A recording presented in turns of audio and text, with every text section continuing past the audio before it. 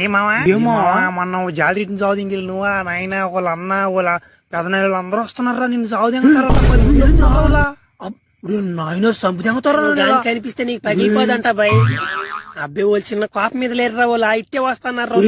ముందు ఎంకరా పొరే రావన్న ఆపద పొరే భయం వేసిపోతుంది వాళ్ళకి ఇంకా తెలియలేదు కానీ దానికి అంటరా నా మాట. నేను ఇంకా బిత్తర పీసి వస్తుంటా నేను ఇంకా నా బలి ఓడుకున్నాడు.